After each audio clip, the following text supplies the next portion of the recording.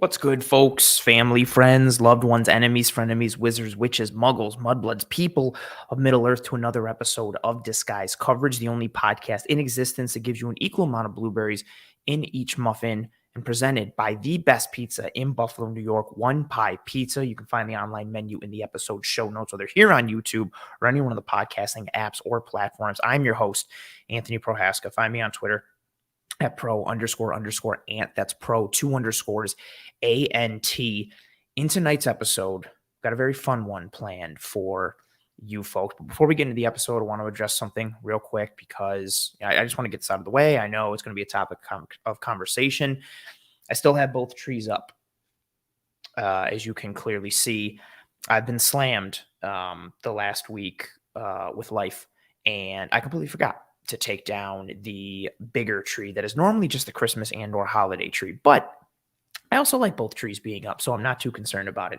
Several people asked last week during the show. Several people commented in the comments, especially newer people who aren't used to the dynamic of the show. But this tree eventually will be going away. But yeah, I forgot. I was slammed with life and the inner workings of things, as was my wife, who does a lot of the tree maintenance with me. So now that that's out of the way, let's talk about the episode for tonight here on Disguise Coverage.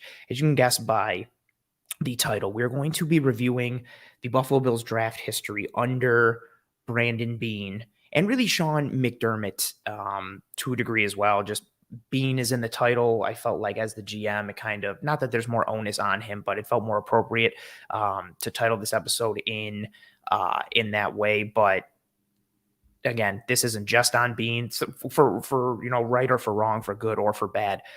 There's a lot of variables that go into draft picks and hits and misses. So Beane is in the title, but this is an entire organization piece. But there's only so many characters you can have for a title, and adding more than what I did seemed a bit like overkill. In tonight's episode, we're going to focus on the Buffalo Bills draft history under or in the Brandon Beane era, which has been from the 2018 draft through now. As a quick table setter, Brandon Beane, and I'll probably mention this a bunch throughout the episode, Brandon Beane was hired on May 9th, 2017 as the Bills GM. Now, we may potentially be able to surmise that he was involved somehow in the 2017 draft, considering he was hired basically like 2 weeks after the draft happened. So maybe he was on the phone with Sean McDermott or some of the staff. Maybe he had his hand in the pot in some way, shape, or form, but we don't know that officially. And because we don't know that officially, I'm not counting the 2017 draft. So we will be looking at the draft history from 2018 and forward. Again, 2017 does not count for the purpose of this exercise. And as is mentioned, what's up, Amicus? How you doing? Appreciate you stopping by. Oh, I'm going to grab some comments here. I like Roy saying, how about a third tree? I'm not opposed. I haven't even considered it, and I'm embarrassed that I haven't considered it, but I like it. I like the idea. Pop's coming in and saying, even the good picks of Allen and the trade for Diggs. If we don't make trades, you could have drafted Mahomes and Jefferson. That's some thought. We'll get into some of those thoughts tonight. John coming in and saying, getting the unicorn quarterback trumps all the other moves. Fair. Very fair. So in this episode tonight, instead of looking at things by year, which I think is usually the way that I think most drafts or draft classes or teams' draft history gets analyzed. I feel like it's very, or at least in my perspective that I see from people or hear from people, it's usually like, okay, the 2018 class, the 2019 class, the 2020, and so on and so forth. But instead of looking at the draft history for the Bills under Brandon Beane, by draft class and draft history, we are going to look at it by round. So we're going to look at it holistically from 2018 through 2022, round one selections, round two, round three, so on and so forth. Because I think when you do that, it starts to put their picks and their hits and their misses into a new light, into a new perspective. It connects some dots. And it starts to put a pattern together, again, both good and bad. And I also think that starts to shine a light on some of the whys behind the current state and status of this Bills team and who they are as a team and an organization going forward because of what they've hit on or missed on in these previous drafts. Again, not going through it. So we're not going to look at the 2018 class and then hits and grades and all that stuff in 2019, where it's going to be round one. And I've got graphics to make it easier so we can all talk about it. So it's going to be round one, round two, round three, so on and so forth. And now, of course, baked into this conversation, anytime you're talking about draft picks and hits and misses and what they become, baked into this conversation is the usage and coaching and development piece. That's obviously a significant factor in terms of who a player becomes. So any hits or misses that we're talking about here, again, they're not solely reflective of Brandon Beane as a GM, especially just because, his name is in the title. So again, any hits or misses here, they're not solely reflective of Brandon Beane as a GM, just like they're not solely reflective of really any one thing or any one person. It is like I mentioned earlier, it's a collective effort involving a multitude of puzzle pieces, from the players to the coaches to the rest of the staff, the scouts, the GM, the organization as a whole. Really, that all works together in terms of determining who and what a player becomes. I'm using Brandon Beane's timeline, and again, titling this episode in reference to Beane because he is the head, especially from an off the field standpoint of the current regime. But again, along with Sean McDermott, they're very much a partnership and a tandem. But again, there's only so many characters you can have for a title. And that's also an interesting point that I want to hear from you folks throughout this episode. So I mentioned it in the chat earlier, along with the idea of dropping likes on this video if you are enjoying this content. So if you're here right now, trickling in later, or you're live with me now, please, please, please, and thank you, drop a like on this video. It goes a long way towards helping us to track and trend in front of more eyes and ears.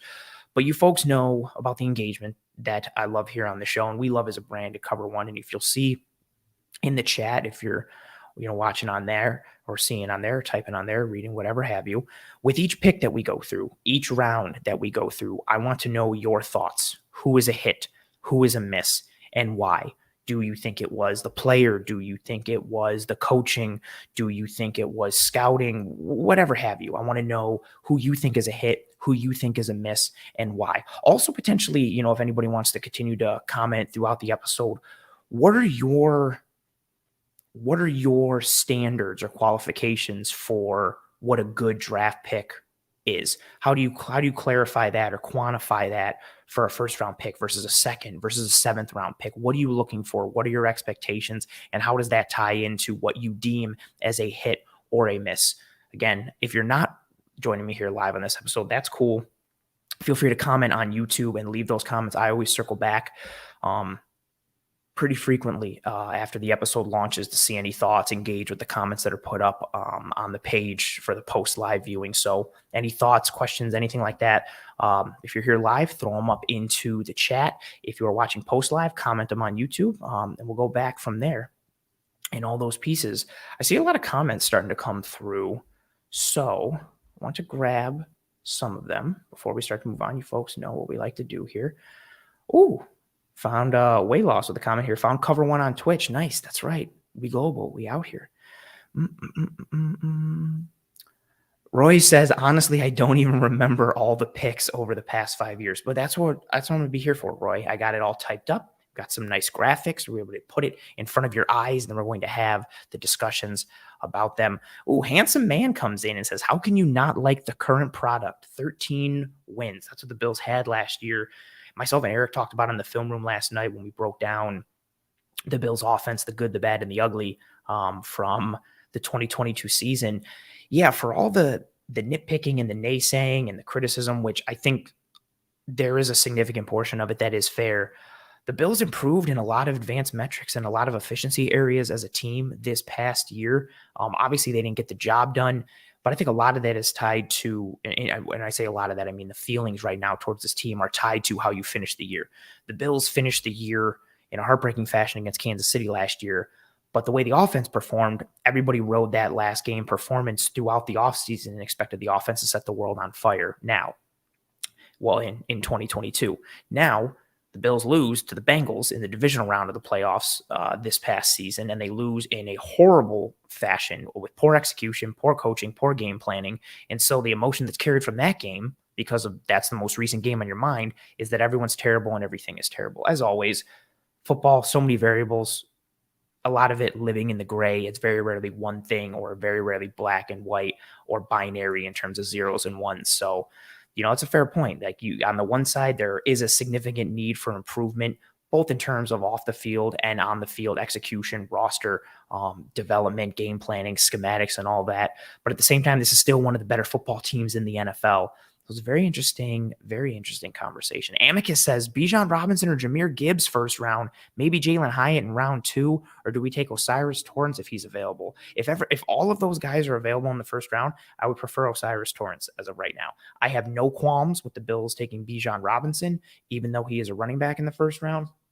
He is one of the few elite talents and blue chip dudes in this draft. I would be fine with that. Jahmyr Gibbs, I really like. Don't prefer him in the first round. If Hyatt was there at the second round pick for the Buffalo Bills in the 50s, I would be okay. Gage comes in and says, the draft is such a crapshoot. No one knows who is going to be a star. I have a point related to that later. That's very fair. Josh already coming in and, hitting some things off of the pass, saying, I feel like everyone here thought Creed Humphrey was going to be a star, but no, we got Boogie. Roy saying it as well, passing on Creed Humphrey and Dylan Parham were mistakes. Creed Humphrey was passed on in the 2021 draft for Boogie Basham. Dylan Parham, guard out of Memphis, who started, I think, every game for the Raiders this year in the regular season, was passed over for Terrell Bernard. Ooh. Oh, what's up, Michael? Michael says, I keep forgetting you guys are on Twitch. Yeah, I clicked the button and it streams there. Michael, I appreciate you being there. Michael is one of our premium Slack channel members and someone who I've met in person multiple times and is a good dude. Good times. I like everybody I'm seeing all the emotions that are coming through the chat and some back and forth with one another. I like the very cathartic nature of things that are going on in the chat right now. I like it. Billy saying we just need to clean some things up. Oof. He Who Cares says, in reference to the Bills losing to the Bengals, saying the team looked so bad in that game that I had flashbacks to 2010. Not great. Roy saying Josh needs more reliable weapons and upgraded O-line play. And Pete saying the first bit of film I watched of O'Cyrus Torrence was Jalen Carter roasting him. I haven't dove in fully into the O'Cyrus Torrence tape yet. A lot of my evaluation comes from seeing him in person at the Senior Bowl, including being like an arm's length away from him and seeing the 4XL that's on his gloves. The dude is a mountain of a man, but he moves well, physicality. Again, I don't want to get too sidetracked on this one, but from what I saw live and in person, I liked it, but I still need to dive into the tape. Oh, we got another Twitch viewer on this one. It's Tristan. Hi, Tristan. Appreciate you folks, or appreciate you being here. Just like appreciate all you folks being here. Again, feel free to drop the like if you are enjoying this content. But without further ado, let's dive into the hits and misses, the Buffalo Bills draft record under Brandon Beane. The first graphic I have is going to show the day 1 and the day 2 picks. And for those of you who don't know that verbiage, because I'm going to use it, pretty consistently. So day 1 is obviously round 1 now with how the draft shakes out. Day 2 picks are rounds 2 and rounds 3. Day 3 picks are rounds 4, 5, 6, and 7. Bring up the first graphic here for you folks. So this is the list of the Buffalo Bills day 1 and day 2 draft picks from 2018 through 2022. Again, by round. So you see who the Bills have taken each year from 2018 through 2022, round 1, round 2, round 3, obviously broken down for you folks. We're going to start with round 1. And for each round, I'm going to classify and clarify what I think success is for a pick in that round. So for round 1, success to me for a first rounder is that player getting a 5th-year option and a second contract. And for me, they should be, roughly a B+ to an A- and or above type of starter. I feel like they should be some sort of a pillar of the team as they move forward in their career, especially on that rookie deal. Obviously, the higher that you go in the first round, I think that intensifies. So there's, even within that standard of success of a first round pick, it's different if you're the 30th pick versus the 3rd pick, or if you're a top 10 pick versus the 25th pick, so on and so forth. Billy, this is going to be a big conversation piece as we go forward. Billy says round 2 is bad for the Bills. Round 2 and round 3 are a huge sticking point for me, especially in comparison to some other teams.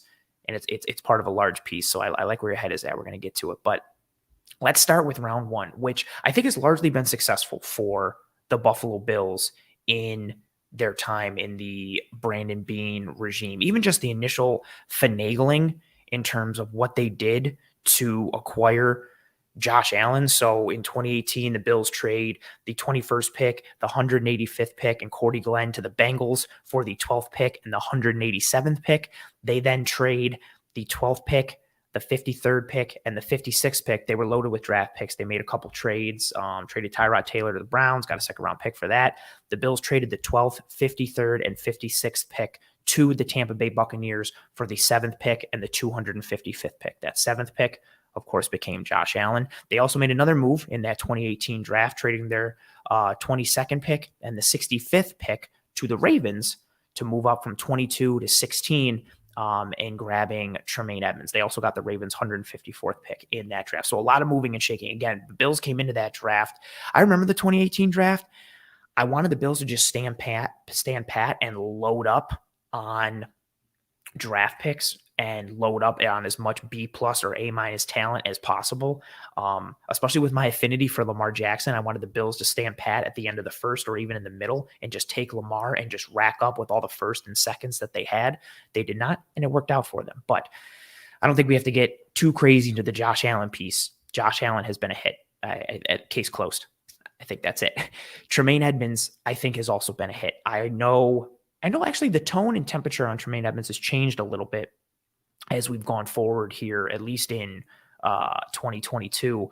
Maybe more people would have seen him as a miss prior to this past season, but everything that Tremaine Edmonds has done, especially from a coverage standpoint, the way he's shown improvement every year, how highly respected he is amongst the coaching staff, his peers, other coaches in the league, his unicorn ability to function in that middle of the field, how athletic he is, how rangy he is, his ability to carry tight ends and receivers of all body types and skill sets vertically and function in that defense, his ability to match coverage, the length, just his ability as a deterrent, but then also his ability to bring in the splash plays that we saw more of this year.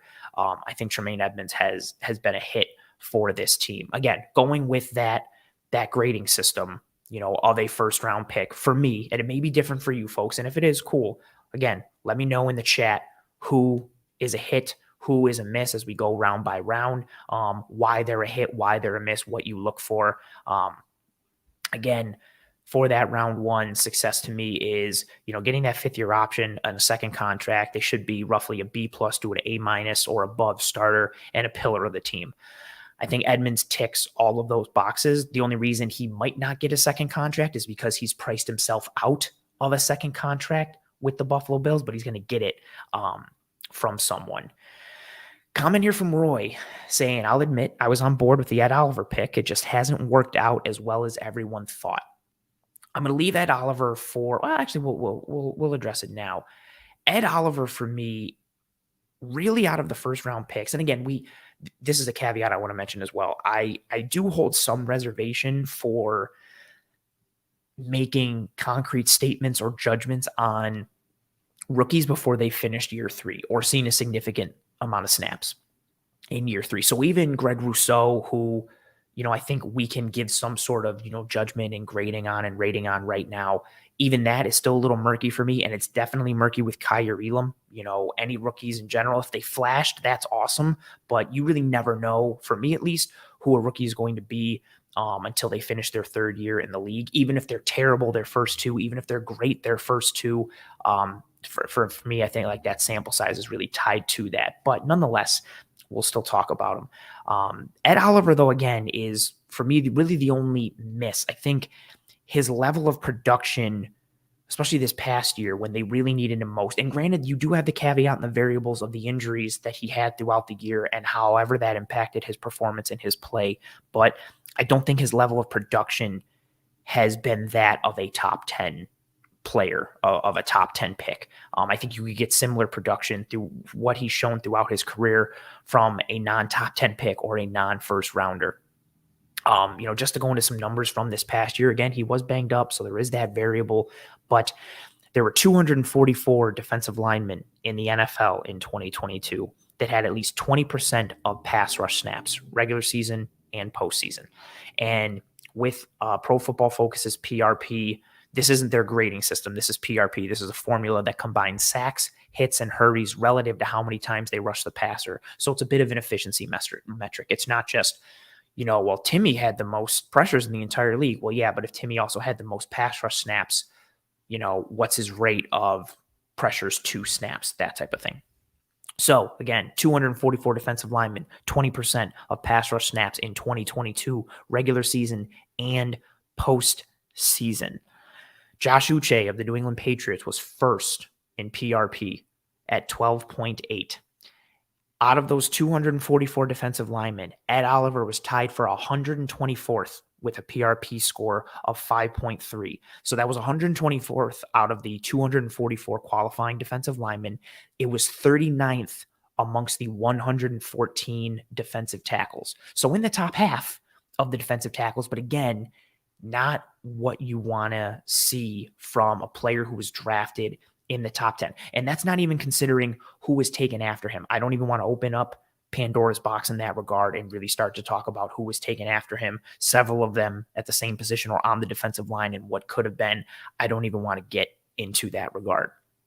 And then if you want to factor in true pass sets, so true pass sets are passes that have 4 or more rushers, straight quarterback drops to 7 yards, no play action, no screens, and over 2 seconds to throw. It's a bit of a truer metric in terms of pass protection and pass rush to a degree. Rashawn Gary was first at 18.2. Again, he missed some of the season with an injury that he suffered for the Green Bay Packers, but he's phenomenal.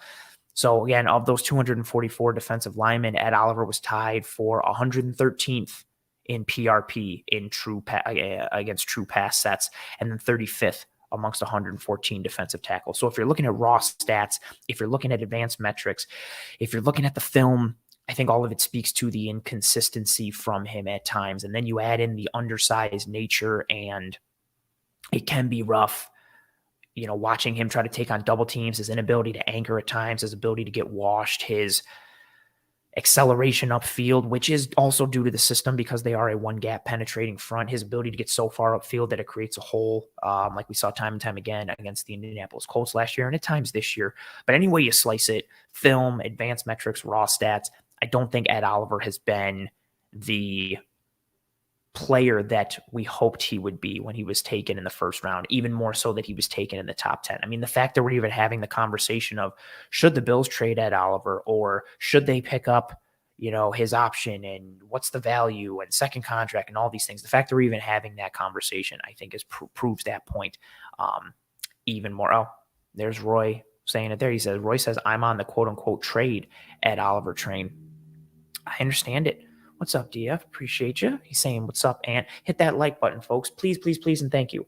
It goes a long way when you folks hit the like button on these videos. It helps the algorithm. It helps to track and trend in front of more eyes and ears. So please, please, please drop a like on this video. I like what Matt's saying. Matt says, keep the trees. Appreciate you, Matt. Rocking 2. Again, it was an accident, but, that's unfortunate that I forgot. But again, I like the trees. So I'm not really too upset that I forgot to take one down. And then again, so Ed Oliver, 2019, really the only miss.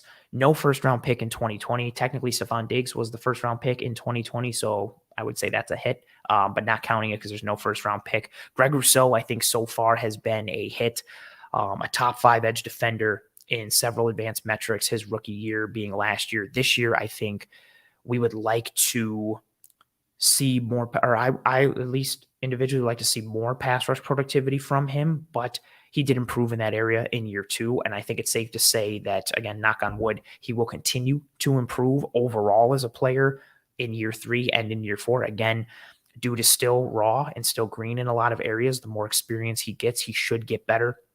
Was a bit of a project coming out of college with all the experience he had at edge or lack thereof at edge in college and in high school. So I think Rousseau's arrow is trending upwards and it will continue to trend upwards. So again, he's only finished his second year. Don't want to make too concrete of a judgment right now, but I think Rousseau is a win. Kyer Elam, as of now, I liked what I saw. Super, super, super, super, super early, though. Obviously, didn't even play a ton this year, but when he did play, I think we saw some ups.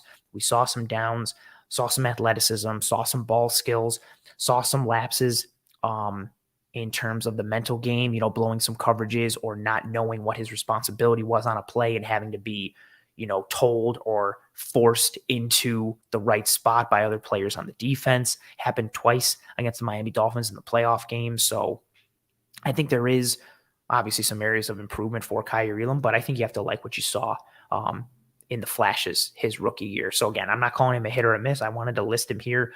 But if you look at that first round as a whole, largely successful, the first round picks under Brandon Beane. Yes, maybe you want some more star power.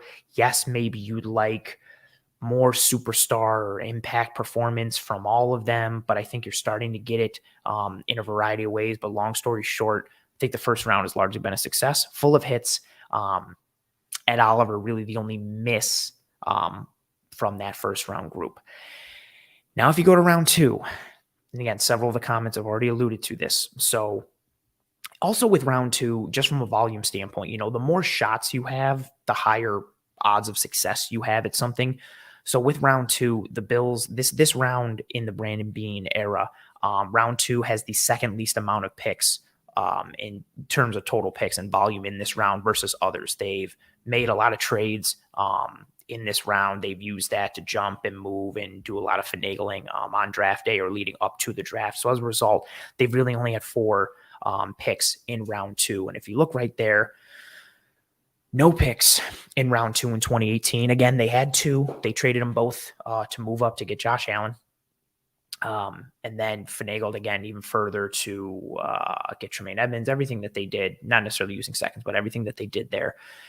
And so we'll see the 4 actual picks from a round 2 perspective, again, not including 2018. So you've got 1 in 2019, 1 in 2020, 1 in 21, and 1 in 22. Cody Ford in 2019, AJ Epinesa in 2020, Boogie Basham in 2021, James Cook in 2022. Success for me in a round 2 pick is getting a B to a B plus or above starter, working them into a second contract, or, becoming a consistent quality starter on your team, someone who is towards the top end of your depth chart, someone who you can hang a hat on in some way, shape, or form. Again, if we're looking at it from a grade standpoint, someone who's about a B to a B plus or above. Let's start from the bottom up. James Cook, I think, is too early to tell. I really liked what he flashed this season. I'm very interested to see what happens with the running back position this offseason. Is James Cook the one? Is it a 1A, 1B? Does he become the 1B? Do they sign someone? Do they draft another one? We saw them use more zone scheme this year than they did the year prior, and I think a lot of that is because of how James Cook succeeds in that zone scheme. But we saw better contact balance than I thought we were going to get. We saw better patience. And we saw some improvements in his game in several areas on tape the more the season went on. And then just from an interesting stat perspective, from an advanced metric standpoint, for all the running backs in the 2022 season that had at least 20% of carries, I think it's around like 50 backs. James Cook was second in yards per attempt. Granted, volume will impact that to a degree, and he didn't have a ton of it, but he offers you some home run pop. He's one of the few dudes who doesn't just give you doubles and singles, like he can give you triples and home runs. But again, still too early to make a definitive statement on James Cook. Even Boogie Basham, I like where his head is at, saying Bijan and Cook would be scary. That's fair. A lot of kind words for Cook. Low saying James Cook will be fine. Bills are electric, saying James Cook has flashed more than any of the others did. And that's where the conversation starts to turn a little. Again, we're working backwards here from the bottom up. Well, yeah, backwards, technically. Boogie Basham, it's still early to tell for him, for me, but I wasn't a fan of the pick coming out when it was announced, not even necessarily because it was a double dip at edge with Greg Rousseau coming in the first round. I just didn't love Basham's skill set and ceiling as a player coming into the NFL. I thought his ceiling was maybe a little better version of Shaq Lawson, which isn't terrible, but given the other needs on the team and given the investments they'd already had at edge, I just didn't love that pick. I didn't love the position that the pick was for, and I didn't love the player that it was used for as well. I'm still trying to hold out hope because he has only finished his second year, and there have been some, minuscule amount of flashes, but for me, Boogie Basham has largely been meh. I would be fine if the Bills cut him or traded him or figured out something else. Right now, if you're looking at the edge grouping for the Bills, Von Miller, Greg Rousseau, AJ Epinesa, Boogie Basham, I think Boogie is that fourth guy. And when you bring in a guy like Kingsley Jonathan, who does not have the sample size, but flashes more than Basham and shows more athleticism and shows more pop, it's a bit disappointing to know you invested a second-round pick in a guy like that. So Basham, for me, again, he's only finished his second year. I like to give guys the full 3 years. Right now, for me, Boogie Basham is a miss. AJ Epinesa, he's been fine, but he can also be easily replaced. I'd love for AJ Epinesa to come back on a second contract for the Bills and be the fourth rusher on this team. I think he's improved a little bit each year.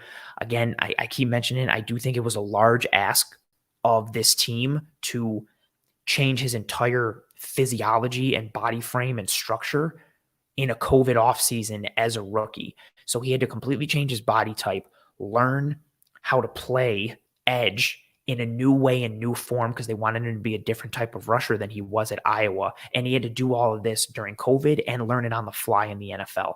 I think that hindered him and stunted his development and growth a little bit as a rookie. So I know he's finished his third year. He's going into round 4, but it's almost like that first year was kind of a wash for him. So I do give him some kind of leeway to a degree. I like his get off. I like his hand usage this year. We saw a lot of success from him this year in using his hands in ways that Von Miller often did. It seemed like he took those pass rush summits and Von Miller tape to heart. You know, his ability to maintain wrist control and literally lift the outside arm of a tackle and then pull himself through and get pressures. Had more missed tackles than I would have liked this year, but had some more positive flashes against the run as the year progressed.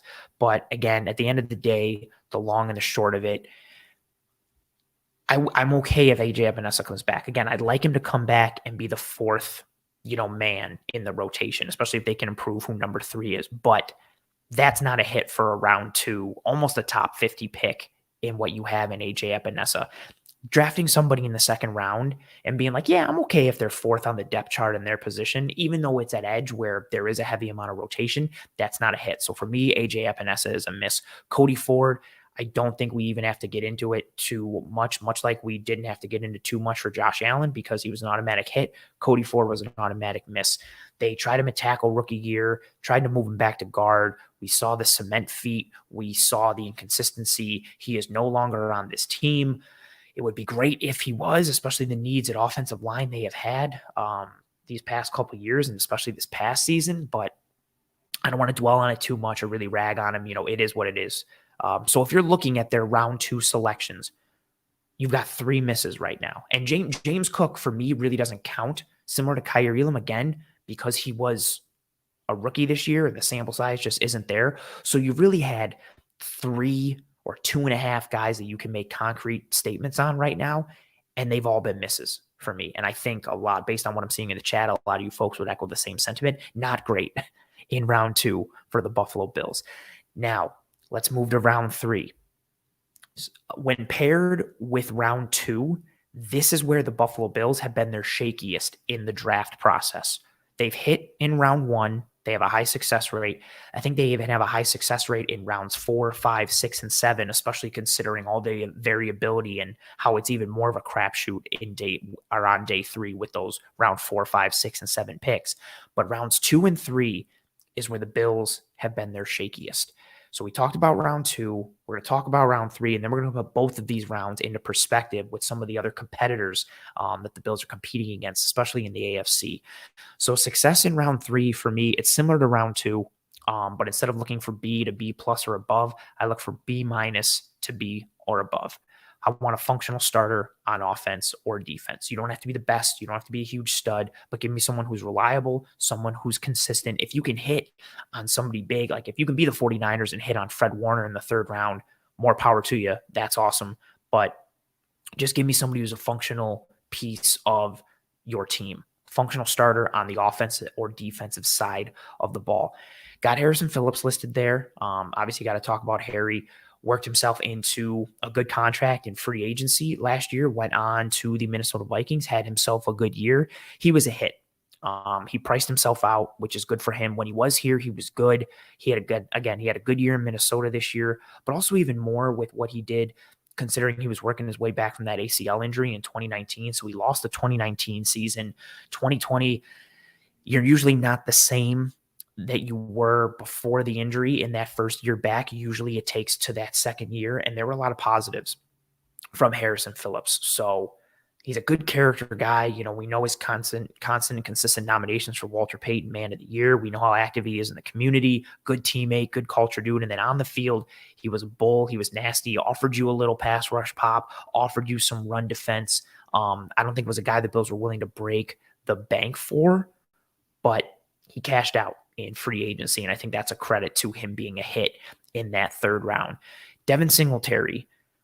I'm going to call Devin Singletary a hit. I know it may be kind of meh or, not a sexy type of hit. I'm fine if Devin Singletary leaves in free agency this offseason. Actually, to a degree, I would kind of prefer it. I think they need more from the running back position in terms of juice and more of a skill set to elevate others and be more of a dynamic weapon, especially when pairing them with James Cook. But on the whole, Devin Singletary was sufficient in his time with the Buffalo Bills. Wasn't sexy, didn't elevate the offensive line or the offense, but he got you what was blocked. He had the ability to make dudes miss in a phone booth. Sometimes he pulled off some really impressive runs, especially this past year when the Bills went with their gap scheme runs, especially dart and tackle wrap. You saw Devin Singletary's success rate increase.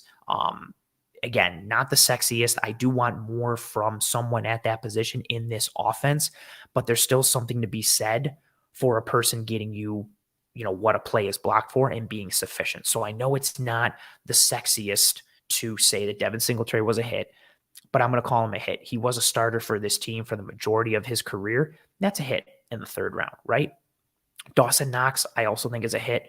I think he's still growing as a player. I think he can and will get better in a multitude of areas. I like how he's progressed as a blocker every year. I like how he's gotten a little better each year in his route running and pacing his routes. I still think he's somewhat raw, which again is expected. He didn't get a ton of burn at Mississippi. He was very much a project piece and a ball of clay that was just athletic with good size and speed. You've seen progression from him each year. And I'm hoping Ken Dorsey can use him a bit more this year and scheme him up a little bit in 2023. I also think some of his, regression or dips in numbers this year, Josh Allen didn't, go to him when he could have more in this year. Myself and Kendall Mursky from Cover One were watching a bunch of tape and really just looking, especially early on in the year when the Bills offense was really clicking, but throughout the entire year where Knox was open on the underneath or the intermediate and Allen just wasn't going to him. He was going elsewhere. So I think, between Allen doing some things and then the new piece in Dorsey's offense. Roy says, Ant, have you compared our drafts with other teams' drafts to see how they compare top teams like KC and Cincy? Roy, that's going to come in probably like 5 or 10 minutes, especially from a round 2 and 3 perspective. I'm going to put some things into perspective with these patterns. So I think Knox was a hit. I still like his potential. I think he's raised his floor each year and is still working towards that high ceiling as an overall player in terms of what he can do in the route distribution, but also what he can do as a blocker. So I think Dawson Knox is a hit. The next two, Zach Moss, Spencer Brown. I don't think we have to go too much into Zach Moss, much like Cody Ford and Josh Allen. I think the writing is on the wall. Zach Moss was a miss. I don't think he was as bad in his tenure here as a lot of people wanted to make him out to be, especially this past year before he was traded. But either way, taking someone in the third round and then using them in a trade to acquire a running back, no disrespect to Naheem Hines, but using a third round pick in Zach Moss to trade for a running back that you're pretty much just going to use as a special teams guy, I think says all there is that needs to be said about Zach Moss. So I'm going to call him a miss. Spencer Brown. A lot of variables for Spencer Brown. Again, much like Rousseau and Basham, still only completed 2 years. I don't like to make concrete judgments and assessments and declarations on players until they finish their third year.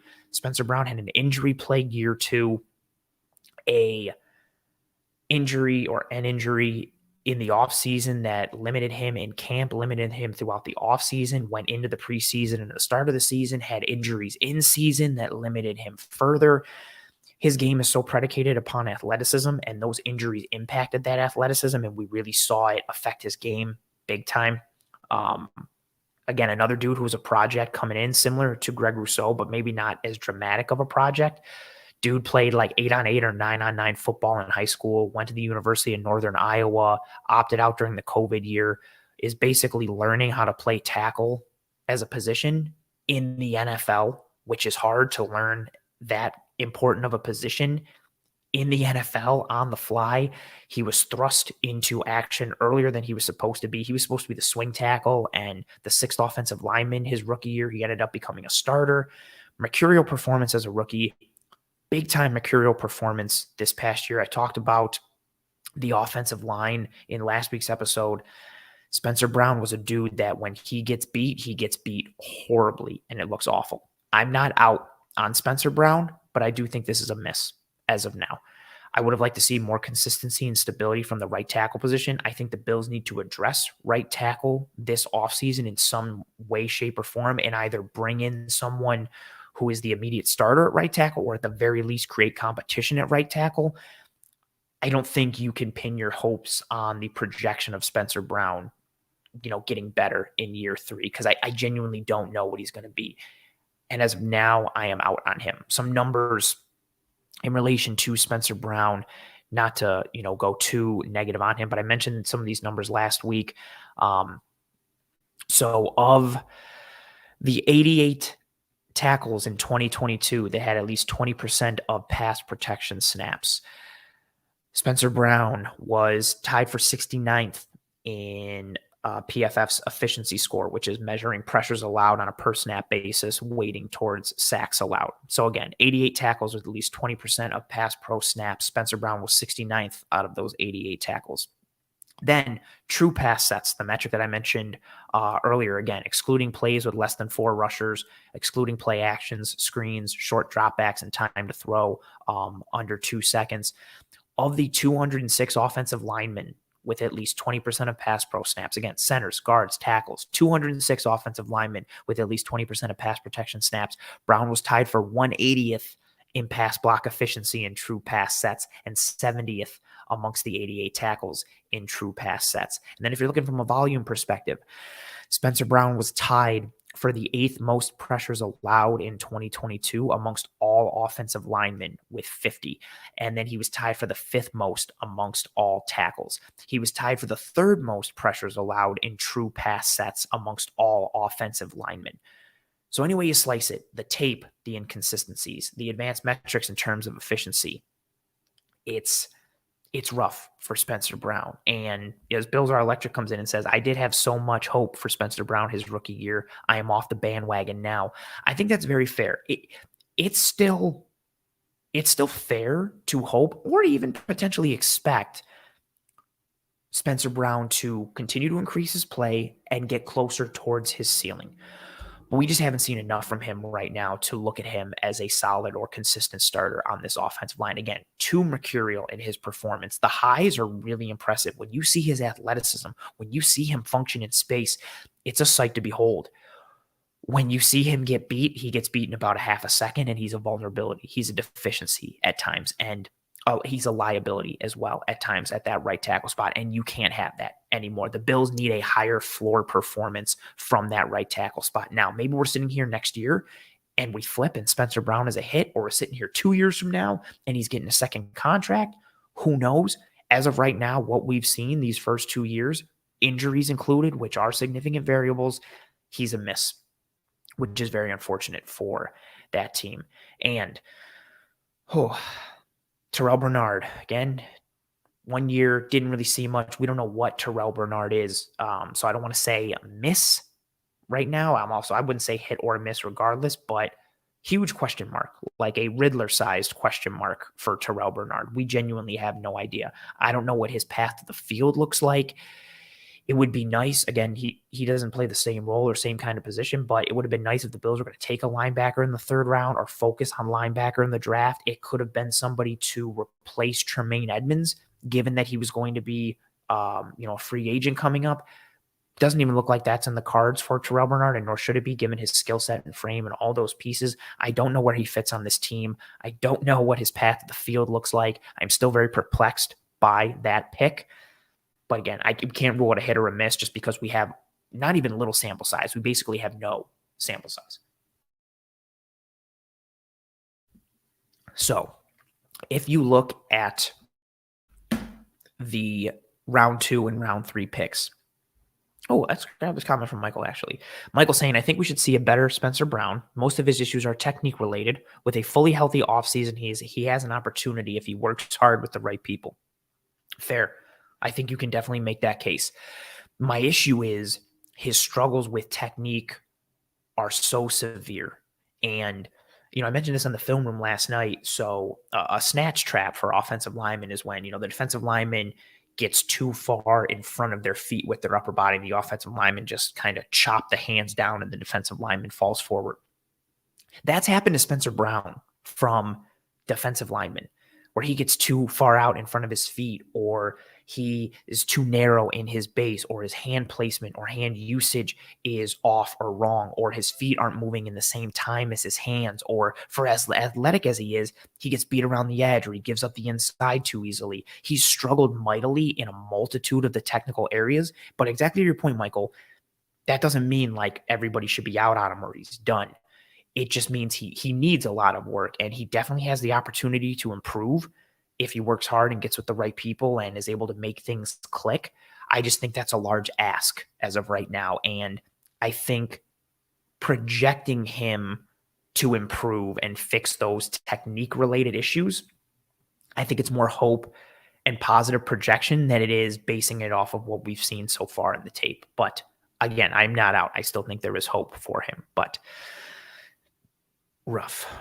Oh, Roy coming in from the top rope at the elbow saying Bernard was a waste of a third round pick. That's what he is. So I mentioned earlier, and actually I mentioned it to you, Roy, comparing the Bills drafts to some of their competitors. Now, this is not to say that, some of the things I'm about to read here, this is not to say the Bills are a bad drafting team or these other teams are great drafting teams. This is just to kind of put some interesting perspective and put some interesting detail into what the Bills' top competitors in the AFC have done in rounds 2 and 3 relative to what the Buffalo Bills have done. So if we're looking here at rounds 2 and 3, again, look at all those picks. Cody Ford, AJ Epinesa, Boogie Basham, James Cook, Harrison Phillips, Devin Singletary, Dawson Knox, Zach Moss, Spencer Brown, Terrell Bernard. You have the Bills' day 2 picks from 2018 through 2022 up on the screen in front of you. I'm going to read you some of the Cincinnati Bengals' day 2 picks from that same time range, 2018 through 2022. Jesse Bates, Sam Hubbard, Jermaine Pratt, T. Higgins, Logan Wilson, Joseph Asai, Cam Taylor-Britt, and Zach Carter. If we're going by year, Bates and Hubbard were 2018, Pratt was 2019, Higgins was 2020, Logan Wilson was 2020, Joseph Asai was 2021, Cam Taylor-Britt and Zach Carter were both 2022. Now, for Britt and Carter, I think they flashed a lot as rookies, but again, don't want to make concrete decisions on a rookie right now. But they both performed well and were significant contributors, even from a rotation standpoint for Carter, but from a legit starter standpoint with Cam Taylor-Britt with the injury to Awuzie. Britt stepped in, made plays. Now, that's not to say the Bengals have hit on all their day 2 picks. They've also taken Malik Jefferson and Drew Sample. Jackson Carman, we'll still see what happens with him. They missed on several first-round picks. In that time frame, they took Billy Price, center out of Ohio State, the year that they took Bates and Hubbard. So they hit in rounds 2 and 3 with Bates and Hubbard, but missed big time in round 1. Again, this is not to say that these teams are great drafting teams and that the Bills are a horrible drafting team, but it's a very interesting perspective. Let's look at the Kansas City Chiefs. So from that 2018 through 2022 period, some of their notable round 2 and round 3 picks: Mecole Hardman, safety Juan Thornhill, linebacker Willie Gay, linebacker Nick Bolton, Creed Humphrey, and then in this past draft, Sky Moore, Brian Cook, and Leo Chenal, all of whom contributed and played roles for the entire season, and then some even more so in the playoff run and then also in the Super Bowl. Now, again, I'm not saying the Bills are a bad drafting team. I'm not saying the Bengals or Chiefs are a good drafting team.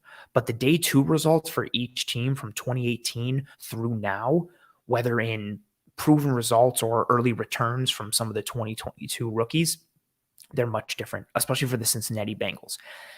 And when you look at where a lot of where the Bills have hit, they've hit on round one, like we've talked about. The Bills have had a lot of success in rounds 4, 5, 6, and 7, which we're going to get to in the next graphic. But while hitting on day 3 picks is a success for the Bills, and it has been a legitimate success, it would be a success for any team. There's a difference in hitting on a day 3 pick, especially a later round day 3 pick like 5, 6, and 7, versus hitting on a day 2 pick. Those day 2 picks, again, rounds 2 and 3, in theory, but also in a pretty decent amount of actuality in what we've seen, generally have the potential to either have a higher floor or higher ceiling or both than those later round picks. That's what makes them earlier picks. That's what makes them day 2 picks. Hitting on those picks, no pun intended, hits differently. That's why the Buffalo Bills hitting on Dane Jackson late is different than the Bengals hitting on Jesse Bates, or the Bills hitting on Gabe Davis and Christian Benford and Damar Hamlin is different than the Bengals hitting on T. Higgins and Sam Hubbard and Logan Wilson and Jermaine Pratt. Hitting on Gabe Davis in the 4th is different than the 49ers hitting on Deebo Samuel in the 2nd. This is the biggest pattern and the biggest takeaway in looking at the Bills drafts from 2018 through now in the Beane and McDermott era together. Granted, McDermott was officially in 2017, while Beane was officially 2018 and on. The Bills need to find more draft success in earlier rounds. Otherwise, they could continue to find themselves in this purgatory of year after year, having a multitude of needs where they're potentially addressing similar positions over and over again in a multitude of ways. Take the defensive line, for example. For a team that is so invested in the defensive line, they're still finding their footing in identifying and developing a core up front. And a lot of that is due to taking a top 10 defensive tackle in 2019, then taking an edge in the 2nd round in 2020, then taking another edge in the 2nd round of 2021, and them not performing to the level you've needed them to. 3 drafts in a row, the Buffalo Bills addressed the defensive line. 2019, 2020, and 2021. Ed Oliver, AJ Epinesa, Boogie Basham, Greg Rousseau. The only one out of those 4 that's a hit is Greg Rousseau. You had a top 10 pick, another 1st round pick, and then 2 day 2 2nd round picks. Then they signed Von Miller. We're still talking about the edge.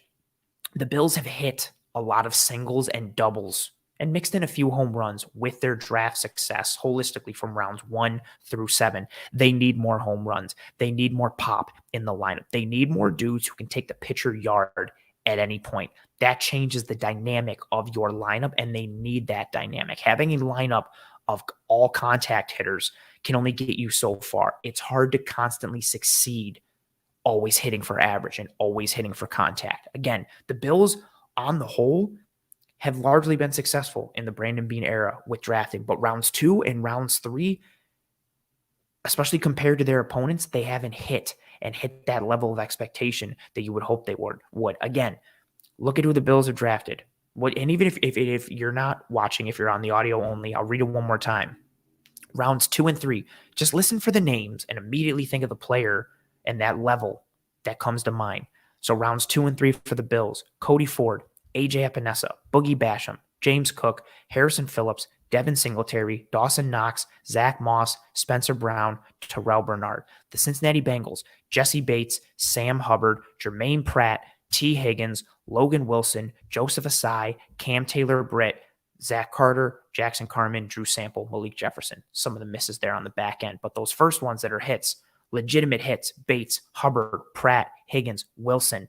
Osai has flashed. Cam Taylor-Britt flashed this year. Still early for both of them, though, from a sample size perspective. And then again, the Chiefs: Mecole Hardman, Juan Thornhill, Willie Gay, Nick Bolton, Creed Humphrey, Sky Moore, Brian Cook, Leo Chenal. You are not, and as Titan comes in and says, we're not getting starters 1 through 3. That's the issue. And I think that's the piece, right? Like, you're hitting on the back end. And again, we're going to talk about it. You're hitting Gabe Davis and Taron Johnson in round 4. You're hitting Dane Jackson in round 7. You're hitting Damar Hamlin in round 6. You're hitting Khalil Shakir in round 5. Like, those are still hits. Those are still wins. But it's different hitting in those later rounds versus hitting on early day 2 picks. It's just natural in terms of the types of players that are available at that time. You're not going to get the same level of floor potential or ceiling potential in players in the back end of the draft that you are in rounds 1, rounds 2, and 3. And that's a big issue for this team. We're sitting here talking about, it seems like year after year, but especially this past year, how much depth have the Buffalo Bills acquired, right? It's been a significant amount. It's the reason guys can get hurt and they can just plug in guys seemingly from anywhere and have success. Christian Benford, I'm not going to call him a hit yet because he was just a rookie this past year, but cool. Look what Christian Benford did this year. Look at what Dane Jackson has become. Again, we're going to talk about these more in depth, but all the success they've had on the back end, but those players are all somewhat and seemingly limited in their floors and their ceilings. If you hit on dudes in round 2 and round 3, you are hitting on guys that, again, in theory, but also in actuality, generally have the potential to have a higher floor or higher ceiling or both. Again, there's a difference hitting on Gabe Davis in the 4th round versus hitting on Deebo Samuel in the 2nd or hitting on T. Higgins in the 2nd. There's a difference in hitting on DeMar Hamlin or Dane Jackson versus hitting on Jesse Bates, right? Or hitting on Sam Hubbard. There's a difference in that regard.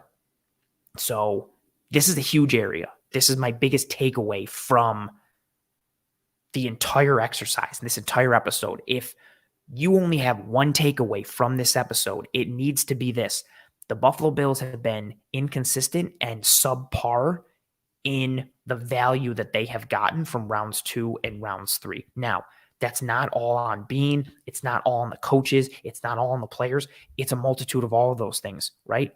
Maybe they picked the wrong players. Maybe they picked the right players, but they didn't get coached properly and didn't get developed properly. Maybe it's just on the player and there was, it was the right pick and there was nothing the coaches could do. The player is just not good enough or doesn't put the work in or doesn't progress the way you need to, so on and so forth, right? There are a multitude of reasons. It's not on any one person or any one thing, but cut and dry, point blank, when you look at it, the Bills have had more misses in rounds 3 and rounds 2 than they have had successes and have had hits. When you have more misses than hits, especially early, that hurts your team, especially when you need those picks and those players to develop for you. And I think what hurts even more with some of those draft picks and some of those results, these were the draft classes, especially, or these are the rounds that are going to help you with the pipeline and help you with talent development and progression and help you fill out holes and potential cracks, in the dam when you have to pay Josh Allen, when you have to pay Stephon Diggs, when you have to pay Dawson Knox. And looking at the Bills' miss rate in the 2019, 2020, and 2021 drafts from a 2nd and 3rd round perspective, it's really damning. It's disappointing. It's, again, as you move forward and Allen's contract goes into effect, this class, those classes, and in these rounds could have been, or still could be, I suppose, a great asset to the Bills. The 2019 through 2021 draft classes, but especially at the higher end, rounds 1, 2, and 3 had the potential to provide cost-effective performance as the nature of the roster expenditures change with Allen's contract, Diggs' contract, then Dawson Knox's, potentially Tremaine Edmonds, right? You had a lot of hope and potential there. And if you don't hit on those picks, you are capping yourself to a degree at the potential high-end talent that you can acquire. Again, that doesn't mean you can't hit on a Matt Milano in round 5 like the Bills did. Bills got an all-pro linebacker, and they drafted him in round 5. That's fewer and farther between. It's harder to hit on that consistently. And again, I bring up the Bengals and Chiefs examples, not because they're a better drafting team. And if you look at their drafts as a whole from 2018 to 2022, they have a ton of misses, right? 1st round misses. They have a way lower success rate, rounds 4 through 7, but they've hit on a bunch of those 2nd and 3rd round picks. And when you hit on 2nd and 3rd round picks, that usually means you're hitting on a guy with a higher floor or a higher ceiling or both. And it's the reason why it feels like or seems like or may actually even be that the Bills' competitors like the Bengals and Chiefs have more top-end, top-tier talent than the Buffalo Bills do. Holistically, the Buffalo Bills have a very good roster. They have a deep roster. They have plenty of depth. But how many studs do they have on this team, right? How many top-tier players do they have at their position as compared to other teams? If you, again, here's a good exercise. If you take the final 4 teams from the NFL season this past year, so the Eagles, the Niners, the Bengals, the Chiefs, if you throw the Bills in there, right, and you just do a draft and you're picking a team and you're putting a 52-man roster together, how many Bills players are you taking? And then if you're not taking Bills players and you're taking players from other teams, think about where they were drafted. A lot of them are going to be first, second, third round picks. You are going to have some of the outliers, like, again, George Kittle was a 5th round pick. Matt Milano's a 5th round pick. You have some of those dudes you can cash in on late, and the value is tremendous.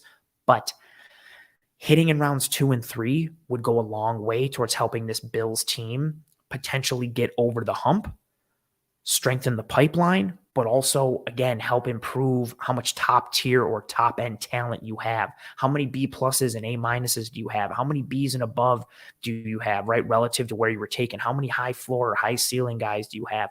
Usually guys with that type of mix of traits and or skill sets exist in those first 2 or first 3 rounds. That's where the Bills need to start hitting on more in rounds 2 and rounds 3. Now, that's not to say they haven't had successes, which they have. We're going to flip to the day 3 picks for the Buffalo Bills. Before we do that, I'm going to plug the sponsor, who I love. Some of my favorite people in Buffalo, the owners and the staff and the team at One Pie Pizza, the best pizza in Buffalo, New York. I swear to you, it's just so good.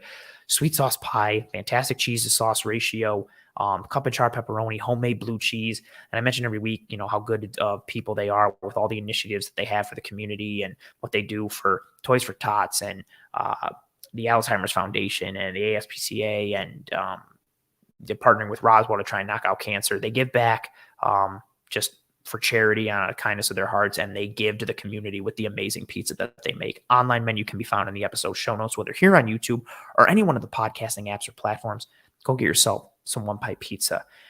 Now, let's shift focus to some day 3 picks for the Buffalo Bills. And again, the Bills, I think largely they've hit on their first round picks. I think they've missed on the whole in rounds 2 and rounds 3, especially as of now. Granted, it's potentially a bit early.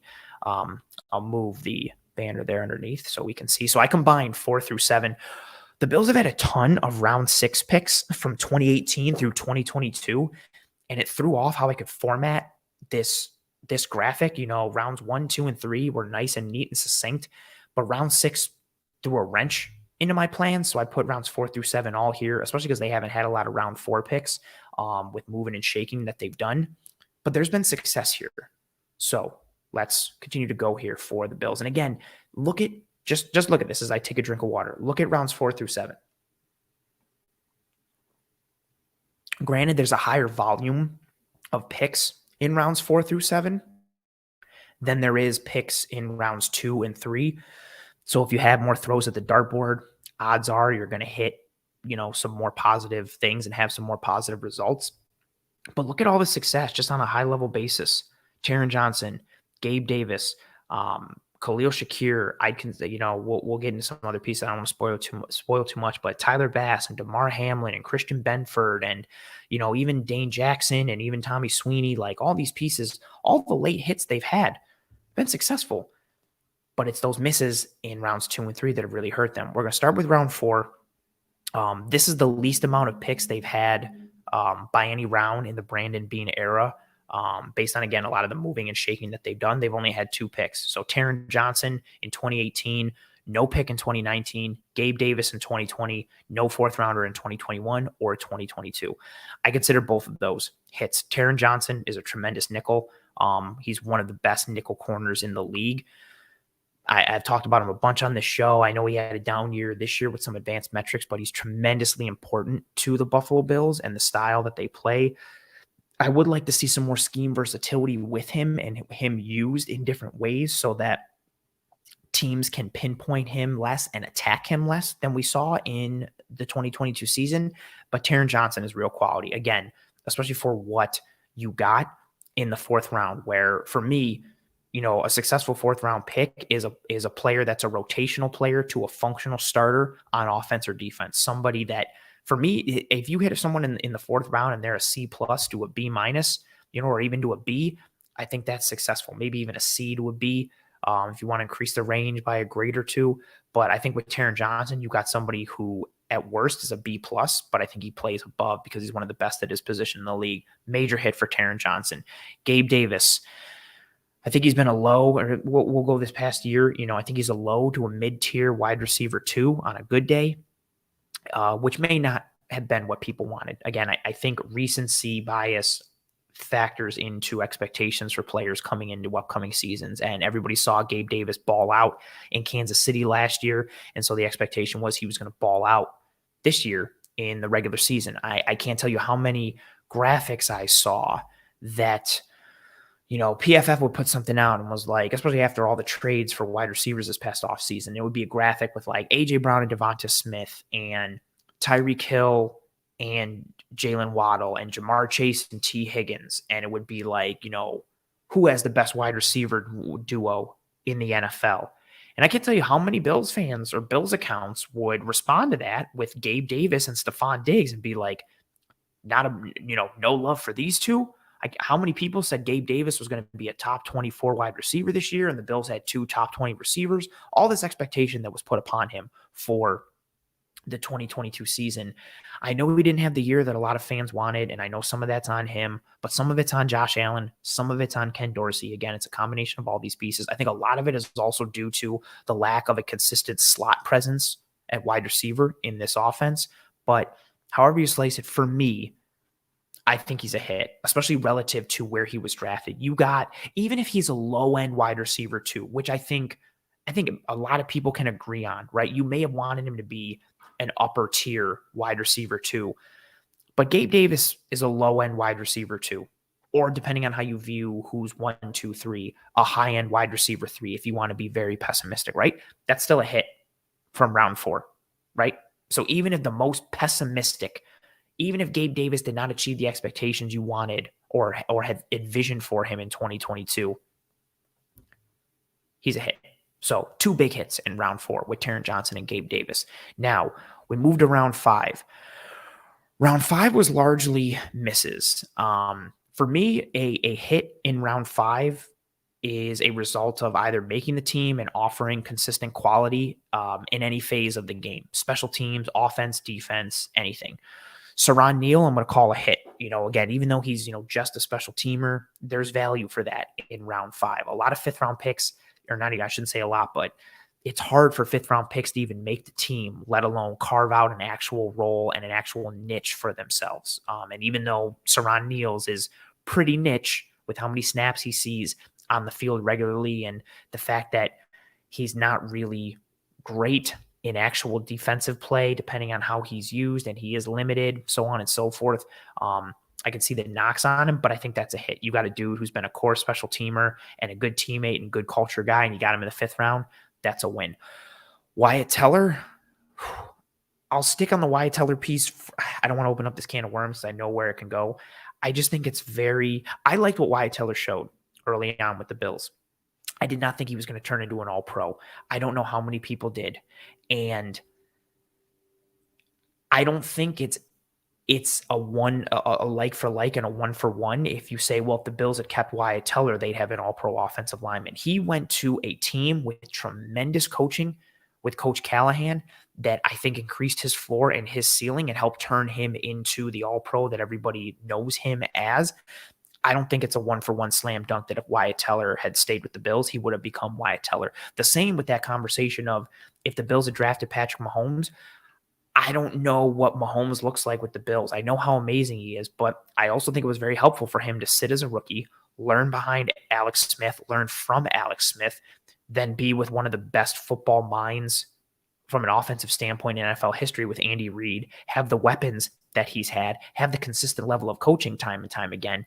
It's very hard for me to pluck a player from one environment, place him into a completely different one, and say they would have turned out to be the same player. It's the whole nature versus nurture argument.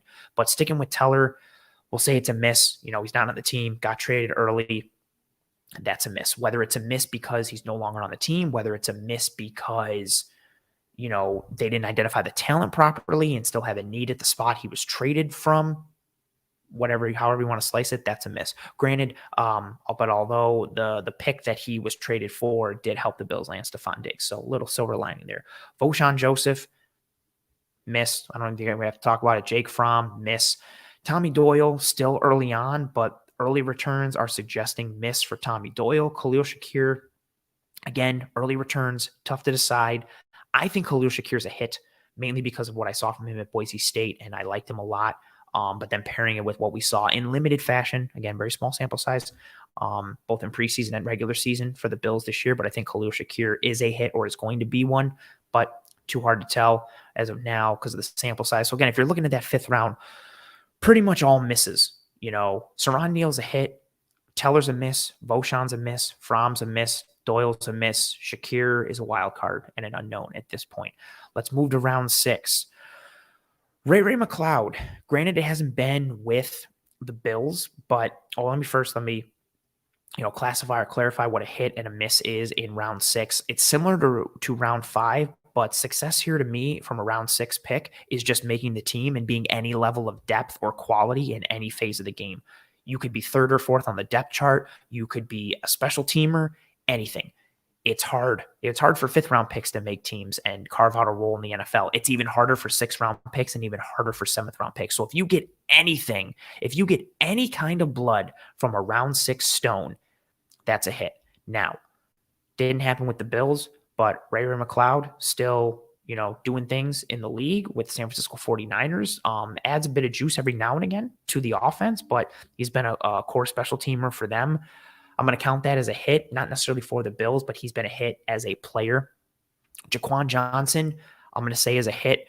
I know the top end, ceiling piece isn't there, but you've had a dude who's been a good special teamer and has given you depth at the safety position. Maybe not, again, the high end depth that you would have wanted him to potentially be, but this is a 6th round pick. If you get a 6th round pick who's on the team and on the roster every single week for his entire rookie contract, plays on special teams, has given you some spot starts and is factored in every once in a while in a pinch, I think that's a win and that's a hit. Tyler Bass is a hit. I don't think we have to go into too much detail with Bass. Hodgins, this one was probably a miss before this past season, and maybe even a bit of a sore spot for some Bills fans, especially with all the receiver questions coming up now. But Isaiah Hodgins, it looks like a hit right now. Granted, it didn't happen with the Buffalo Bills. It's happened more with the Giants. But if you're getting any mileage out of a 6th round pick, so I think he's a hit as a player, not necessarily for the Bills.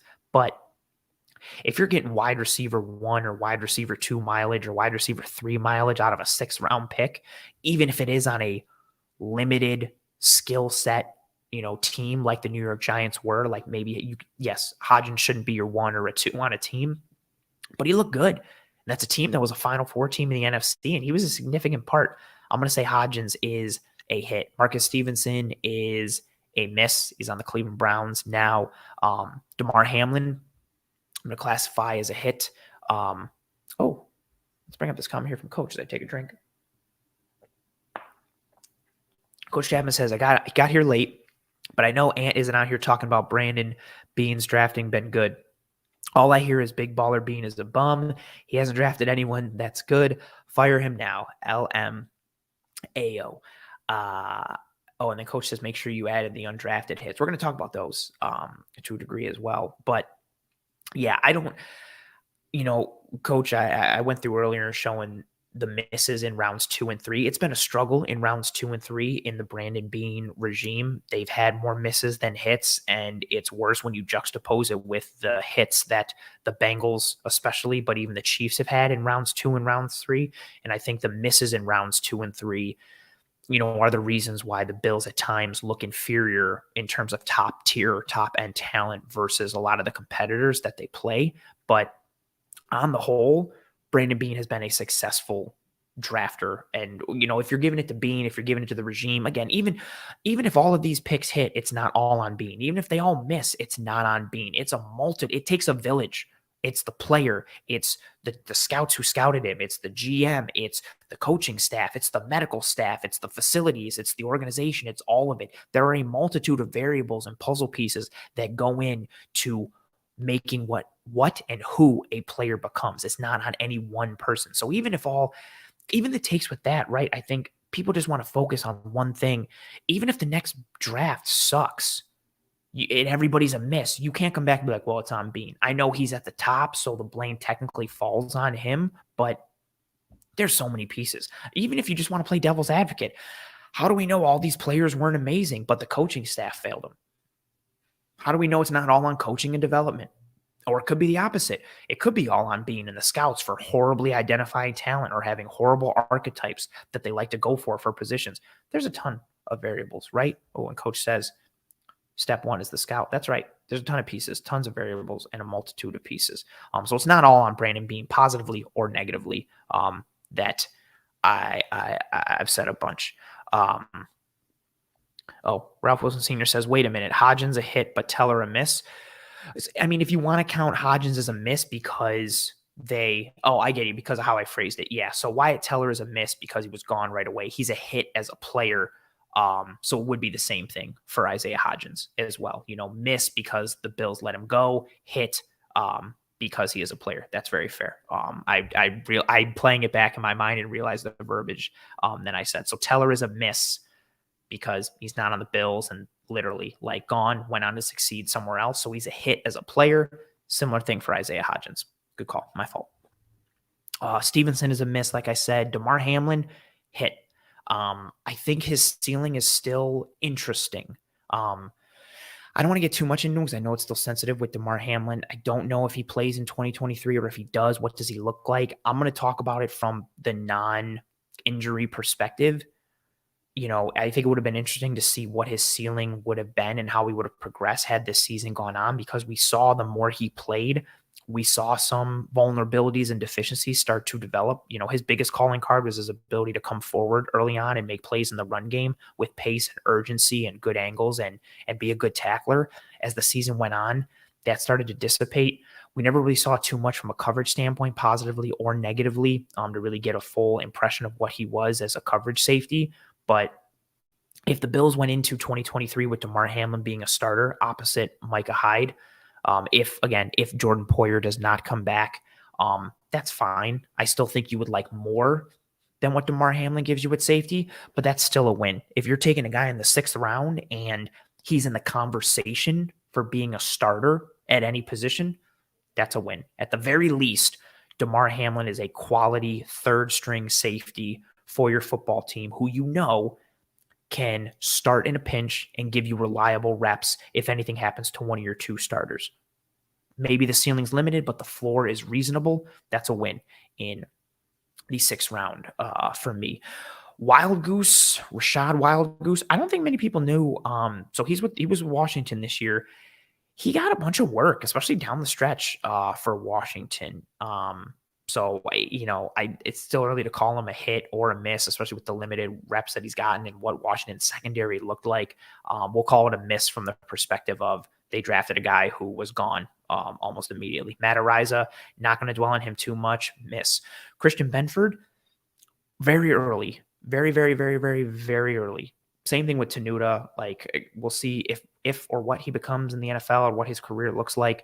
I really want to highlight Benford because I liked what he did as a corner in year 1. I'm interested in this discussion of potentially moving him to safety and what that looks like. Although I will say it's a harder transition. And I think people make it seem to be. It seems like it's just take a slower or bigger corner and just move them to safety and they're going to be great. You're seeing the field from a completely different vantage point. Your responsibilities are completely different, and how you have to execute is different. It's not as seamless of a transition from corner to safety or safety to corner, but we'll see.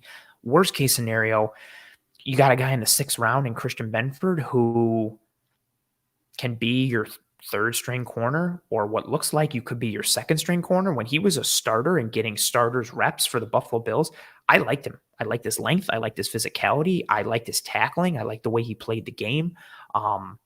Again, it's still too early. Benford could fall off a cliff and be terrible, right? I don't want to ride too high on rookie performances, good or bad. Like I've said this entire episode, you need more sample size, but I think the early returns are encouraging for Christian Benford. Round 7, meh. Austin Prohl, miss. Daryl Johnson, maybe that's a hit because you traded him for a draft pick and he's still, kicking around in the league. But for me with round 7, if you're getting any kind of value, whether you're trading somebody for another draft pick or just making the team is a successful hit if you are a round 7 pick. It is hard to make a team again in round 5, 6, but especially round 7. There's a lot of dudes that could be 7th round picks that end up just being undrafted free agents. Like, it's a very fine line. So going in round 7, your odds of making the team are low. I'm going to consider Daryl Johnson a hit just because they got some value out of him when they sent him away. He was a good special teamer actually when he was here, so I think that also helps his case of being a hit while he was with the Bills. But, they traded him. They got a pick out of it. Fine. Tommy Sweeney, not sexy, but I'm going to say he's a hit, even though it is on the lower end. He's given depth to the tight end group. He can be a tight end 2. He can start in a pinch. It's not ideal. You don't want Tommy Sweeney as your 1. I don't even know how much of where you want him as your tight end 2. I think he's on the lower end of tight end 2s in the league, but he's somebody that offers you a reliable floor and you know what to expect. So I'm going to consider Tommy Sweeney a hit, even though it's very unsexy. Coach Chapman says Johnson is a hit, played special teams, was a depth piece. Yep. Get a special teamer. Didn't do much on the defensive side of the ball, but again, just making the team in round 7 is a win for me, let alone carving out any role. He carved out a significant role in special teams, was good at it, and then was valuable enough to be traded for a draft pick. So that's fair. I'm calling him a hit as well.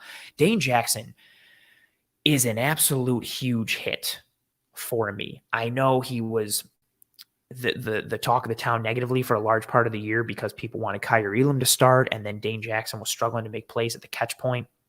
I don't think Jackson was as bad as people make him out to be or people remember that he was this past year. There were 136 corners in 2022 that had at least 20% of coverage snaps. He had the 38th lowest quarterback rating allowed when targeted. He was tied for 11th in pass breakups. He was tied for the 37th lowest reception percentage allowed. He at worst, he's a spot duty starter. Ideally, he's a number 3 guy who could be part of a rotation, but he's shown to be a reliable corner 2, at least in this defense. And again, even at his worst, he's a 3rd string, regular guy, tackles very well. Normally, I know he was a bit up and down in that regard this year, but he's reliable in zone. He is limited athletically and physically, which is why, you fall towards the back end of a draft. But he's fit well with his defense and he's performed. And yes, he doesn't have the high end ceiling or tier potential that Kyer Elam does or Tre'Davious White does. That's why those guys go in the first round and he goes later. But you've got a ton of mileage out of a 7th round pick. I want to grab this quick from Coach Chapman, who says 99 watching. Now there's more watching live. And he says only 30 likes. Pound those likes, people. Please, please, please, and thank you.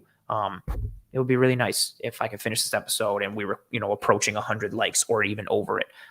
Please, please, please, and thank you. Drop a like if you haven't. On this video already. It goes a long way. Please and thank you. Whether you're here live or watching later, but especially if you are here live now, please drop a like on this video. Please and thank you. As Amicus says, Dane Jackson, big hit for the 7th round. Coach Chapman says Jackson is a number 2 on a lot of teams. Even if you think he's a low end 2, if you think he should be a 3, he's shown that he, again, offers a floor as a starter in the NFL. Getting that in the 7th round is fantastic for anyone. That's a huge, huge, huge hit. I think you can make the case that, again, Matt Milano was before Brandon Beane, technically, officially. Beane came on again May 9th, 2017, a couple weeks after that 2017 draft. But I think Matt Milano is the greatest Bills draft pick from a value standpoint and also what they've become in the Sean McDermott era.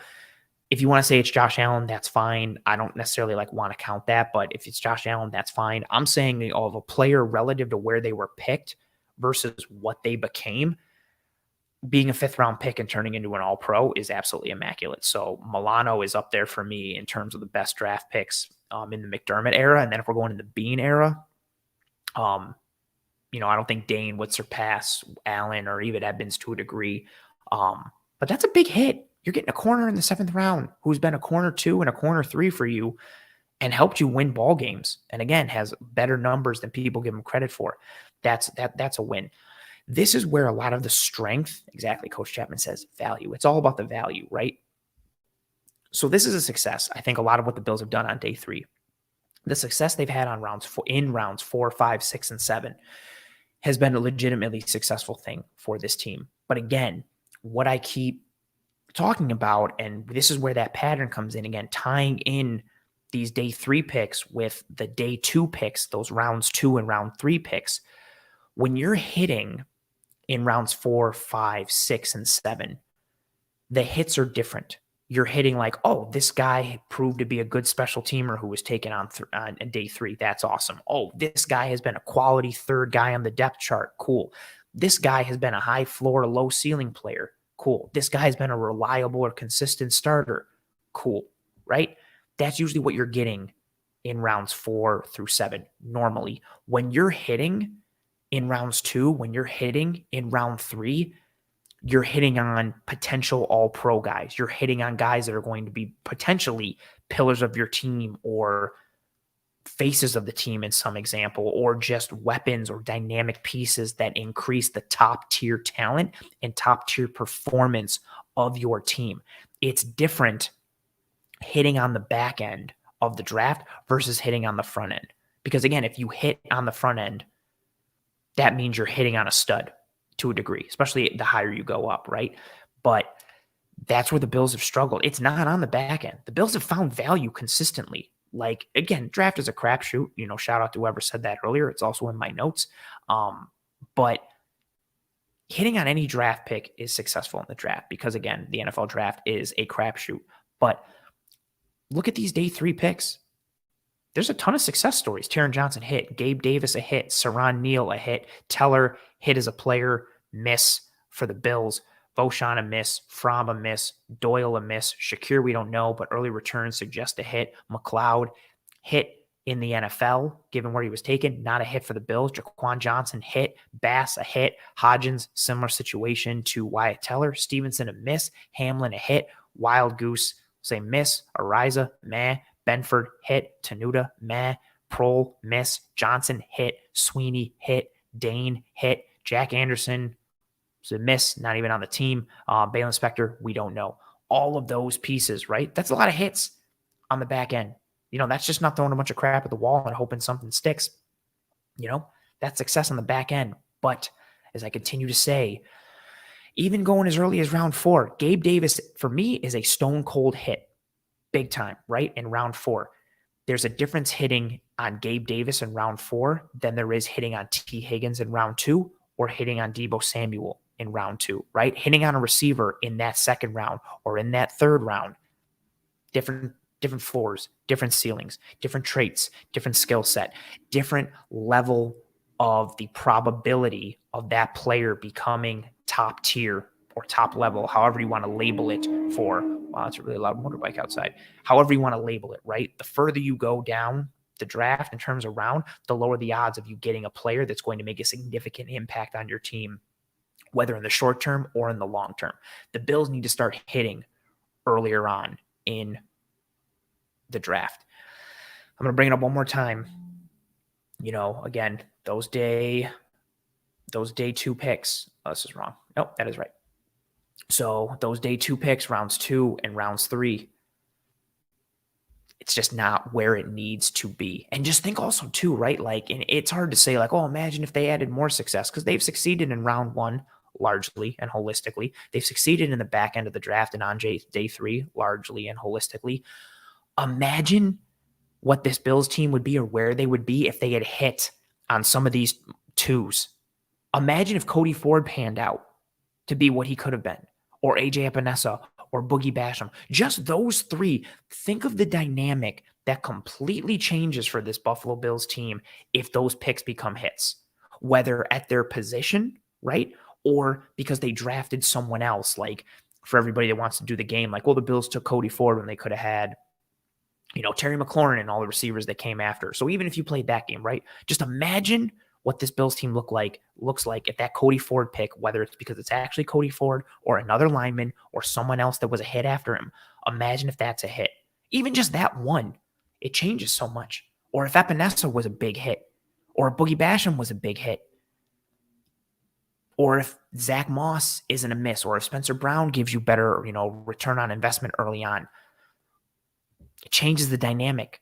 That's the difference in being a well-rounded depth team versus having a team with Jesse Bates and Sam Hubbard and Jermaine Pratt and T. Higgins and Logan Wilson and Joseph Asai and Cam Taylor-Britt and Mecole Hardman and Juan Thornhill and Willie Gay and Nick Bolton and Creed Humphrey and Sky Moore and Brian Cook and Leo Chenal. Again, some of those dudes, 2022 rookies, still seeing early returns. We'll see what they happen, but this is the core and the crux of this episode, of the findings. On the whole, Brandon Beane, right, has been successful as a GM in his draft process. Sean McDermott and the scouting staff and this Bills team in this current regime that we have, on the whole, have been successful when it comes to the NFL draft. When you look at it from rounds 1 through 7. But rounds 2 and rounds 3 have left me, and I think a lot of, when you look at it, I think based on what a lot of you folks are saying in the chat as well, I think it has left us wanting a little.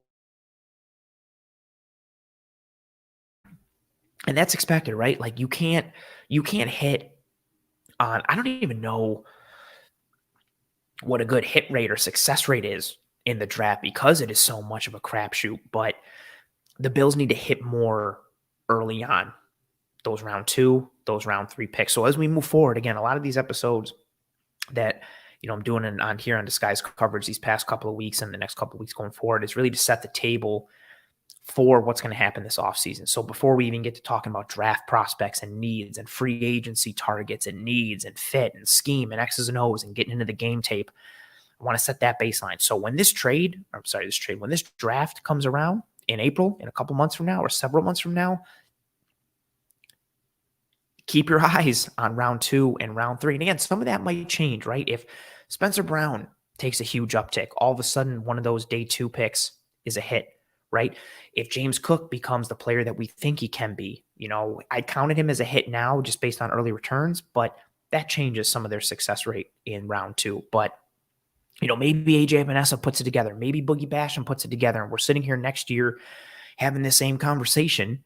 And all of a sudden round 2 has more hits in the Beane administration, and round 3 has more hits. But as of right now, it's tough to say that. And even if they do go on to be hits in 2023 or 2024, 2025, or with other teams, at the end of the day, the contributions early on haven't been enough for this team. And I think that's also part of the conversation too, right? Like the Bills taking swings on players that have high ceilings, but don't necessarily have high floors, or have a high ceiling, but are a bit of a project or are a bit raw. They're going to take time to develop, which is fine.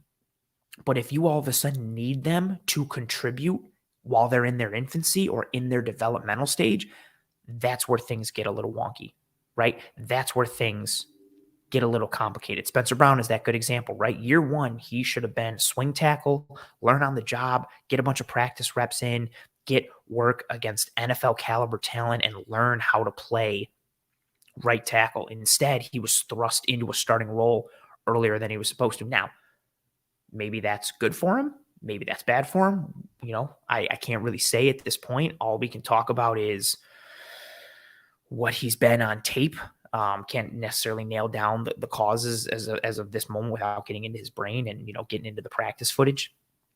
But, when you've got guys who are meant to be on a developmental path and then all of a sudden they get thrust into action, that's not necessarily part of the plan. But again, that speaks to the guys that you bring in, right? If you're bringing in higher floor, longer developing guys, most likely you're not going to get contributions early on. You're not going to get that early return on investment. So maybe they have to tweak some of their ideas early on. Maybe it's about getting more high floor guys. Maybe it's about aiming for more consistency, right? Maybe it's about aiming for more sustainability.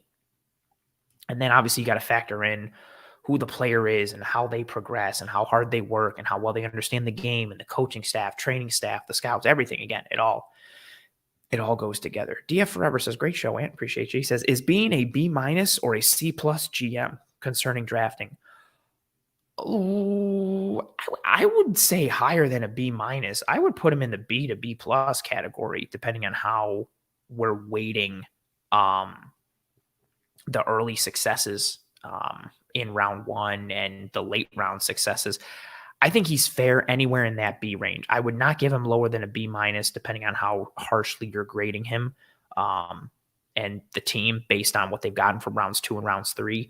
Round 2 is a legitimate concern for me, but even in round 3, they have had some hits. I'd put him around a B+, even though I do have some significant gripes from the last several years. And again, I think letting the 2021 class and the 2022 class, letting that play out a little bit more, I think is going to fully define him more. Because again, like I mentioned, the 2019 and the 2020 class, I should say as well. That 2019 through 2021 really was a back-to-back draft classes that had the opportunity to really help out this team from a talent standpoint, both in terms of top tier and overall, given the monetary commitment you were going to have to make towards Josh Allen or higher end players if they hit, which they did. So that knocks him down a bit, but on the whole, he's gotten, a lot of mileage out of a lot of draft picks and a lot of value out of a lot of draft picks. Can't hit everywhere. He's hit more on the back end than the front end, which again is unfortunate for the top tier aspect of the team. But I think on the whole, Brandon Beane's got a pretty good track record in terms of, what he's drafted and who he's drafted. And again, you always got to take into account the coaching staff and what they do. In terms of DF saying, DF gives him a C+ only because he's failed this offensive line as a whole. I'm not happy with the offensive line. We did a whole episode on it last week, and that's a conversation we're going to continue to have. But we're going to wrap it up at this point, folks. I'm going to throw Banner says toodles, folks. Before anybody leaves, just in case you haven't, as I mentioned it a whole bunch, please drop a like on this video. It goes a long way towards helping myself and the entire team. Please, sincerely, thank you. If you already have, dropped a like. If you haven't, I really hope you do. And if you are about to, thank you very much. I appreciate you. I want to thank everybody who rode with me live here on this episode of Disguise Coverage. I know we're in the off season. We're in the doldrums of everything, especially now. And then once the combine kicks up and free agency kicks up, when we get closer to the draft, like things ramp up for people. I know there's still kind of that malaise for everyone in terms of even thinking about football or being disappointed with the Bills, and the Super Bowl just ended and maybe people don't want to hear about football or sports, yada, yada, yada. But the turnout was solid for the slow doldrums part of this offseason. So thank you very much for everybody who tuned in live with me on this episode so that I wouldn't be alone. I appreciate you folks. To those who didn't watch live and who are watching later or listening later on any one of the podcasting apps or platforms, thank you very much for your listen, your download, your post-live view, whatever have you. If you are on one of the podcasting apps or platforms like Spotify, like Apple Podcasts, please subscribe to Disguise Coverage. Please drop a rating and or a review. All of that goes a long way towards helping myself and the entire team and the show. So please and thank you for that in advance. If you're watching here on YouTube, again, live or post-live, please drop a like on this video. Please subscribe to Disguise Coverage. Word of mouth is always also great. So tell your family, friends, and loved ones about how awesome this show is, how fantastic both of these trees are. If you didn't think this show was fantastic and you thought it was terrible, that's fine. Tell your enemies about the show and try and ruin their day. Toodles, Michael, I appreciate you. It's awesome to do the show every week. And part of the reason I'm able to do it is because, of this team and be able to have this platform, but also because you folks are tuning in every week, live or post live, whatever. So I appreciate you folks more than you will ever possibly know. I hope you and your family and friends and loved ones are all doing well, staying safe, be kind to one another, take care of one another, look out for one another. Again, follow me on the old Twitter, pro__ant. For Bills content and a lot of draft and free agency stuff. I'm breaking down a lot of college football tape, a lot of free agency tape to kind of set the table for potential targets in the draft and in free agency at positions of need. So give me a follow on the old Twitter if that's your thing. Enjoy your Wednesday. Enjoy your week. I will see you next week for another episode of Disguised Coverage. Take care. Godspeed. And as always, Go Bills.